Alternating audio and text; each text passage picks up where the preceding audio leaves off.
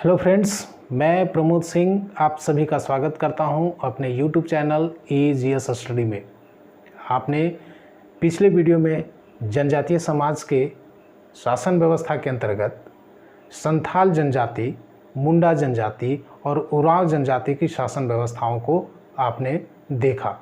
आज हम लोग चर्चा करेंगे, हम लोग जानेंगे अगली जनजाति खड़िया जनजाति के शासन व्यवस्था के बारे में, जिसको कि ढोकलो सोहोर शासन व्यवस्था भी कहते हैं।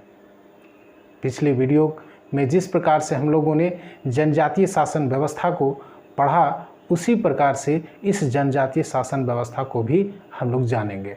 इस जनजातीय शासन व्यवस्था में के अंतर्गत हम लोग इसके खड़िया जनजाति का थोड़ा सा परिचय जानेंगे। उसके बाद प्रशासनिक स्तर देखेंगे कि कितने प्रशासनिक स्तरों में ये बटा हुआ है। उसके बाद देखेंगे कि इसमें प्रशासनिक पदाधिकारी कौन से हैं और उनका क्या कार्य है। साथ में यदि कुछ ऐसे वर्ड हैं, ऐसे शब्द जो कि इन टॉपिक्स में शामिल नहीं हुए हैं, तो उन सब का एक अन्य भाग करके मैंने शामिल किया हुआ है। आइए बिना समय गंवाए हुए देखते हैं कि क्या है खड़िया शासन व्यवस्था में। तो आइए देखते हैं। सबसे पहले चर्चा करते हैं खड़िया जनजाति के छोटा सा इंट्रोडक्शन, उसके बारे में जानते हैं। तो खड़िया जनजाति असुर और बिरहोर के बाद आने वाली, छोटा नागपुर के क्षेत्र में आने वाली जनजाति थी। इसके साथ साथ कहें तो यह जनजाति प्रोटोस्टेरॉइड प्रजाति के रूप में आती है। साथ में इसकी जो भाषा है वो ऑस्ट्रिक भाषा परिवार की है। खड़िया जनजाति को मुंडा जनजाति की ही एक उपशाखा मानी जाती है। खड़िया जनजाति अपने मूल रूप में 3 भागों में विभक्त है। पहला दूध खड़िया, दूसरा ढेलकी खड़िया और तीसरा हिल खड़िया या सबर खड़िया। यहाँ यह जानकारी भी रखेंगे कि सबर खड़िया जो है वह ऐसी जनजाति है जो विश्व प्रसिद्ध है जगन्नाथपुरी का रथ यात्रा, उसमें इस जनजाति के लोग ही सबसे पहले रथ को खींचते हैं। इसीलिए इस समय इस जनजाति के लोगों को खोज कर लाया जाता है। इसलिए इस जनजाति के लोग यानी कि यहाँ सबर खड़िया के लोग अपने आप को ब्राह्मण खड़िया भी कहते हैं। आइए देखते हैं उसके बाद इसके आगे। इनके जो समाज है वो पितृसत्तात्मक समाज है और इनमें विवाह जो है वो समगोत्रीय वर्जित है। कहने का मतलब है कि ये इनमें अपने गोत्र में विवाह नहीं किया जा सकता, या अर्थात अंतर्विवाही विवाह यहाँ स्वीकार किया जाता है। वधू मूल्य की भी प्रथा है। वधू मूल्य को यहाँ गिनिंग तंग कहा जाता है। ये वधू मूल्य को गिनिंग तंग कहा जाता है। ठीक है। विधवा विवाह भी यहाँ होता है। विधवा विवाह का भी प्रथा जो है वो प्रचलित है। इसके बाद देखते हैं इसका प्रशासनिक स्तर को, ढोकलो सोहोर के प्रशासनिक स्तर को। अब ढोकलो सोहोर को हम यदि एक वर्ड को जाने तो ढोकलो का मतलब होता है सभा, ये ढोकलो का मतलब होता है गांव और सोहोर का मतलब होता है अध्यक्ष, यानी कि गांव का अध्यक्ष। तो यहाँ ग्राम यानी कि महापंचायत कह सकते हैं या फिर अंतर ग्रामीण पंचायत भी कह सकते हैं। ठीक है। तो ढोकलो और सोहोर का मतलब हो गया कि गांव का अध्यक्ष, यानी कि गांव के अध्यक्ष किस प्रकार से शासन व्यवस्था चलाता है, वही है ढोकलो सोहोर शासन व्यवस्था। ढोकलो सोहोर शासन व्यवस्था ठीक उसी प्रकार से चलती है जिस प्रकार से मुंडा शासन व्यवस्था चलती है। वहाँ भी हम लोगों ने 3 स्तर को देखा था। यहाँ भी ढोकलो सोहोर शासन व्यवस्था भी 3 स्तरों में विभाजित है। पहला स्तर है ऐसा स्तर जहाँ गांव स्तर कहते हैं, जिसको कि ऐसा गांव जिसमें एक ही गोत्र के लोग निवास करते हैं। उस गांव में प्रमुख जो होता है वो प्रधान या महतो कहलाता है। यहाँ आपको ये भी बता दें कि ये 3 भागों में जो खड़िया जनजाति विभाजित है, सभी तीनों जातियों में अलग अलग प्रकार की शासन व्यवस्था है, जिसमें पद तो कुछ अलग हैं, लेकिन व्यवस्था जो है वो लगभग समान पाई जाती है। तो यहाँ देखें तो गांव स्तर पर जो समगोत्रीय गांव होता है, जो समगोत्रीय लोग एक ही जगह पर रहते हैं, उस गांव के प्रधान को क्या कहा जाता है? महतो या प्रधान। लेकिन यही दूध खड़िया में यदि हम चले जाएं, दूध खड़िया में नहीं, पहाड़ी खड़िया में चले जाएं, तो उसका जो प्रमुख होता है, गांव का जो प्रमुख होता है, उसको कहा जाता है डंडिया। ठीक है, देखेंगे आगे में। लेकिन यहाँ बात कर रहे थे प्रशासनिक स्तर की। तो प्रशासनिक स्तर जो है वो 3 भागों में बटा हुआ है। पहला स्तर जो है वो एक ही समगोत्रीय जहाँ रहते हैं उस गांव को, दूसरा कहलाता है खूट स्तर, जिसका कि 2 या 2 से अधिक समगोत्रीय गांव वाले मिलकर के बनाते हैं। इस गांव का, इस खूंट का जो अध्यक्ष होता है या हेड जिसको कहें, उसको खड़िया घाट कहते हैं। तीसरा स्तर जो है वो है परगना स्तर का, यानी कि ढोकलो सोहोर स्तर का। यहाँ यह बता दें कि दूसरा जो स्तर है इसका खड़िया घाट का, यानी कि खूट स्तर, इसको आप पढ़ा स्तर भी कह सकते हैं। ढोकलो सोहोर को आप परगना स्तर कहें तो ढोकलो सोहोर का अध्यक्ष खड़िया राजा कहलाता है, या ढोकलो सोहोर अध्यक्ष या ढोकलो सोहोर राजा कहते हैं। ठीक है, ये हो गया आपका प्रशासनिक स्तर। यहाँ एक चीज़ आप ध्यान में रखें, क्योंकि कुछ ऐसे वर्ड हैं जो कि कन्फ्यूज़न क्रिएट करते हैं इस शासन व्यवस्था में, क्योंकि बहुत सारे बातें हैं जो कि इस शासन व्यवस्था में अभी तक अनजान है। इसीलिए इसके बारे में कई सारे किताबों में कई चीज़ें लिखी हुई जो संदेह पैदा करती हैं। फिर भी मैंने उन चीज़ों को ही कलेक्ट किया है जो चीज़ें सभी किताबों में लगभग सामान्य हैं। तो यहाँ देखिए कि अगले भाग में आते हैं प्रशासनिक पदाधिकारी में। तो ग्राम स्तर पर जो प्रशासनिक पदाधिकारी हैं उनका नाम को मैंने यहाँ कलेक्ट किया है।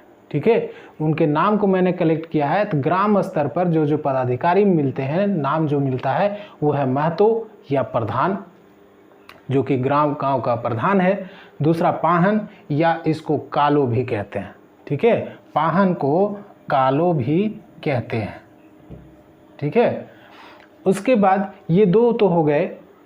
पहाड़ी खड़िया को छोड़ दीजिए, दूध खड़िया और ढेल की खड़िया में पाहन या महतो कहा जाता है। लेकिन यदि पहाड़ी खड़िया में आए तो गांव के प्रधान को डंडिया कहा जाता है, और पहाड़ी खड़िया के गांव के धार्मिक प्रधान को डिहुरी कहा जाता है। ये ध्यान में रखेंगे।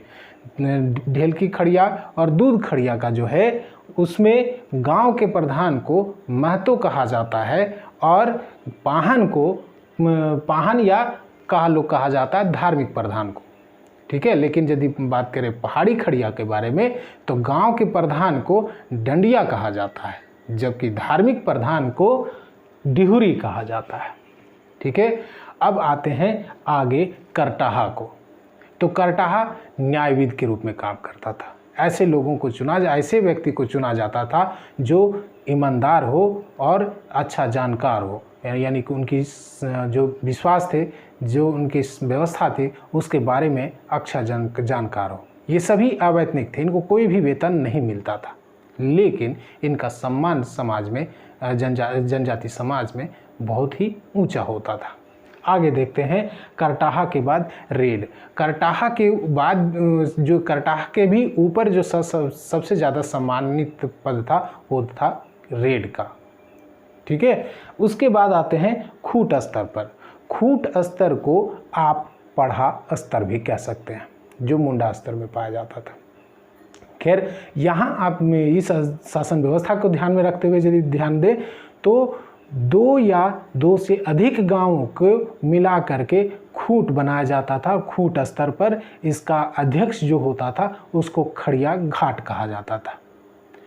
ठीक है, अब खड़िया घाट के बाद आ जाइए इससे आगे परगना स्तर पर, जिसको कि ढोकलो सोहोर कहा जाता था, उसके अध्यक्ष को। ठीक है, इसके अध्यक्ष को खड़िया राजा भी कहा जाता था।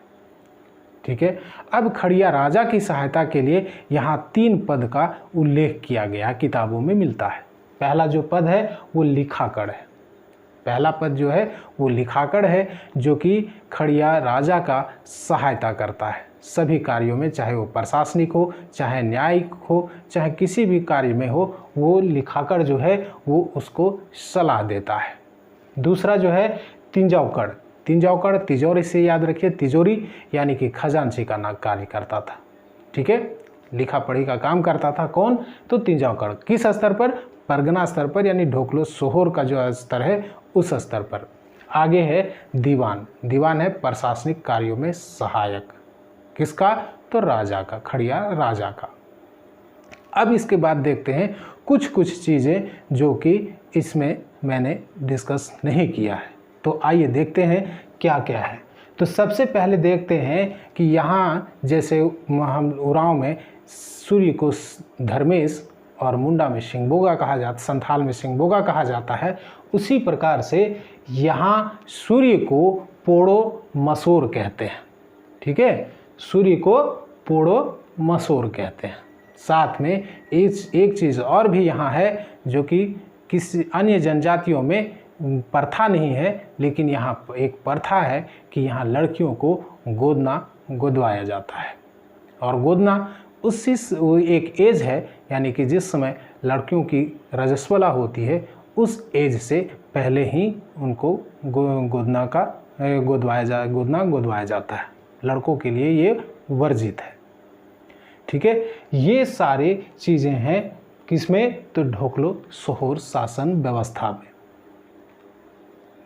ठीक है, अब आज के लिए बस इतना ही, लेकिन जाते हुए मैं आपसे एक रिक्वेस्ट करना चाहता हूँ, क्योंकि आप लोग कई सारे लोगों ने यहाँ अब मेरे से कई बार व्हाट्सएप के थ्रू या फ़ोन करके कई बार मैसेज किए हैं या बोले हैं कि सर आप जो बता रहे हैं वो मेंस में कैसे लिखा जाएगा। तो भाई मैं आप लोगों से कहना चाहता हूँ कि मेंस के स्तर का लिखने का जो शैली है वो अलग है। आपको पीटी की तैयारी करनी है और जो आपको मटेरियल मैं दे रहा हूँ वो पीटी के लिए ही है। मेंस आप इससे लिख सकते हैं, ये आपको मेंस लिखने में सहायता करेगा, लेकिन आपको मेंस के लिए एक अलग रूप से तैयारी करना पड़ेगा, उसकी शैली एक अलग है। लेकिन ध्यान रहे कि मेंस का जो मटेरियल है वो मेंस के सिलेबस के अकॉर्डिंग चलता है। अब मेंस में क्या है ये आप भी बेहतर जानते होंगे यदि आप तैयारी पहले कर चुके हैं तो। चलिए आते हैं इससे आगे की बातों में। तो आप इस वीडियो को जितना अधिक से अधिक अपने दोस्तों के साथ शेयर कीजिए, क्योंकि यही मेरे मोटिवेट का काम करता है। आप कई लोग ऐसे हैं जो कि तैयारी भी कर रहे हैं, एक दूसरे से कनेक्टेड भी हैं, जो अन्य छात्र हैं उन छात्रों तक जो हमारे चैनल है उसके नाम को आगे बढ़ाइए। हमारा भी जो मोटिवेशन है वो भी बढ़ता रहेगा। मैं आपके लिए ऐसे ही वीडियो बनाता रहूँगा। मिलते हैं अगले वीडियो में। आप सभी का धन्यवाद। Thank you.